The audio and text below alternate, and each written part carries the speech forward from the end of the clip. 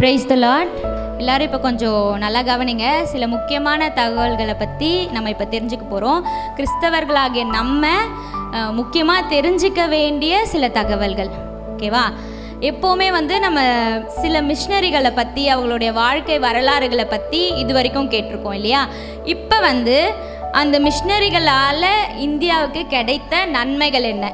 ஏன்னா நம்மளுடைய மார்க்கத்தை அநேகர் வெளிநாட்டிலேருந்து வந்த மார்க்கம், வெளிநாட்டிலேருந்து இந்த மார்க்கத்தை இங்கே பரப்பிட்டாங்க அப்படின்னு சொல்லிட்டு அநேக கருத்துக்கள் நம்மளை குறித்து இருக்குது இல்லையா? ஸோ இப்போ மிஷனரிகள் நம்ம இந்தியாவுக்கு என்னென்னலாம் பண்ணியிருக்காங்க, எப்படிலாம் நம்ம இந்தியாவை உயர்த்திருக்காங்க அப்படின்றத பற்றி நம்ம பார்க்க போகிறோம். மிஷனரிகள் மட்டும் இல்லை அப்படின்னா நம்ம இந்தியா இடுகாடாக இருக்கும், அதாவது சுடுகாடாக இருக்கும் அப்படின்னு சொன்னவர் தந்தை பெரியார் அவர்கள்.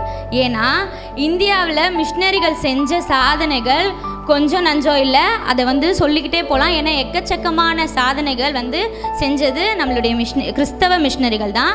பென்னி குயிக் அப்படின்றவர் முல்லை பெரியாறு அணை அப்படின்ற அணையை நம்ம இந்திய தேசத்துக்கு, அதாவது நம்மளுடைய தமிழ்நாட்டுக்கு அவர் தான் கட்டி கொடுத்துருக்காரு. அப்புறம் சிடி ஸ்டட் அப்படின்ற மிஷனரி, அவரோட சில மிஷனரிகள் சேர்ந்து தேயிலை செடிகள் அதை நம்ம இந்தியாவில் விளைவிச்சு அது மூலியமாக விவசாயத்தை வளர்த்துருக்காங்க. கிரகாம் ஸ்டைன்ஸ் அப்படின்றவர் யாருமே தொடாத குஷ்டரோகிகளை சுத்தமாக்கியிருக்காரு. Robert D Nobili, Veerama Munivar, Peter Francis, collector Ellis Durai, GU Pope Iyer, Johann Philipp, Ziegenbalg, இவங்க எல்லாரும் நம்முடைய தமிழ் மொழியை வளர்க்கறதுக்காக அரும்பாடுபட்டிருக்காங்க. மிஷனரி ரைனஸ் சிறை கைதிகளுக்கு ஒரு மறுவாழ்வை கொடுத்துருக்காரு. 100க்கும் மேற்பட்ட பள்ளிக்கூடங்களை அவர் நம்முடைய தென்னாட்டில் கட்டியிருக்காரு. அது மட்டும் இல்லை, ஆசிரியர் பயிற்சி பள்ளிகளை நம்மளுடைய நாட்டில் உருவாக்கியிருக்காரு. ரீங்கல் தோபே அப்படின்றவர் பெண்கள் மாராப்பு சேலை அணிகிறது நம்முடைய நாட்டில் தடையாக இருந்தது, அந்த தடையை நீக்கிறதுக்காக போராடி இருக்காரு.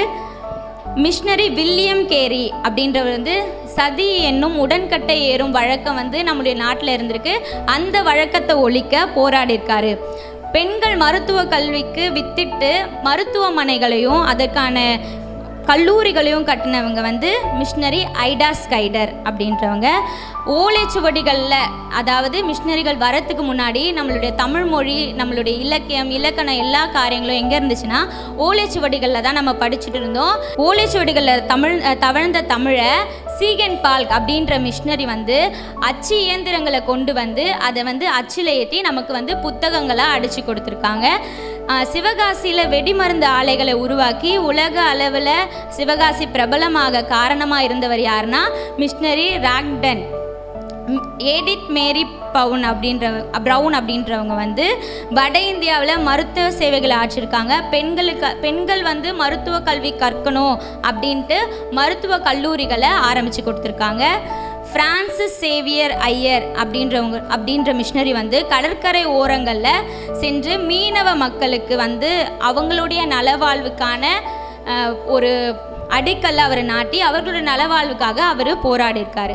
எமி கார்மைக்கல் அப்படின்ற மிஷனரி சிறு வயதிலேயே பெண்களை தேவதாசி முறை அப்படின்ற ஒரு இழிவான பணிக்கு அனுப்புகிற ஒரு பழக்கம் அந்த காலத்தில் இருந்து, அந்த பழக்கத்தை ஒழிச்சு அந்த பெண் பிள்ளைகளையும் அவர்களோட அனாதையாக இருந்த பெரியவர்கள் சிலரையும் அவங்க தத்தெடுத்து வளர்த்து அந்த முறையை நம்ம இந்தியாவில் ஒழிச்சவங்க மிஷனரி எமி கார்மைக்கல் அவருங்க.